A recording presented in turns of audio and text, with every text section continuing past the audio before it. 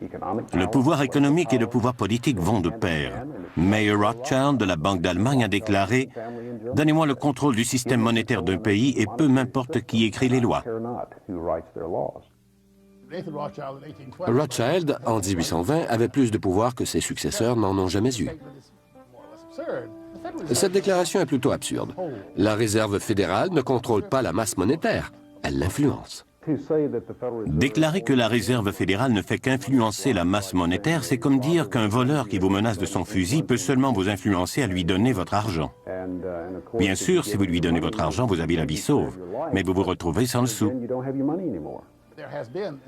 Depuis 30 ou 40 ans, les activités de la Réserve fédérale ont un retentissement international parce que le système bancaire est plus global.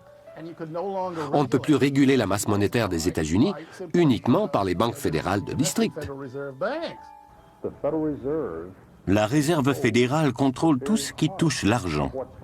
L'argent est présent partout et tout le monde en veut. Quand vous donnez à une institution le monopole de l'émission de la monnaie, vous donnez un contrôle total à cette institution. Si vous avez de l'argent, vous pouvez faire passer toutes les lois que vous voulez. Peu importe si c'est Bill Clinton qui est président ou si un tel est sénateur du New Jersey, car vous faites un chèque et vous pouvez changer de sénateur.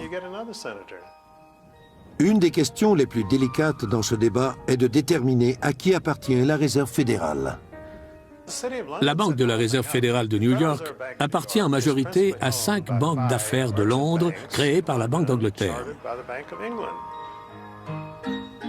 L'Angleterre, qu'on considère plutôt comme un satellite politique des États-Unis depuis quelques années, serait-elle la puissance qui tire les ficelles de la politique internationale?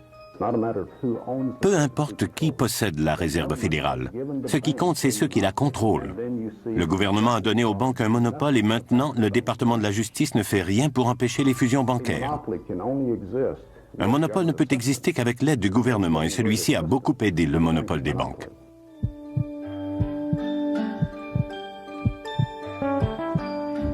Les accusations les plus graves portées aux dirigeants de la Réserve fédérale sont qu'ils seraient responsables de 3 des plus grandes tragédies du XXe siècle.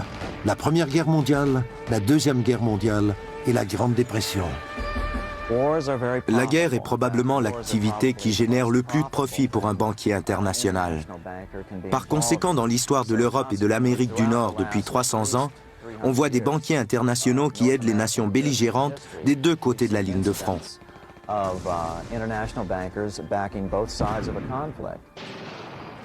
Ils essayaient de provoquer une guerre en Europe depuis 1885, mais les banques centrales d'Europe avaient déjà ruiné toutes les nations européennes.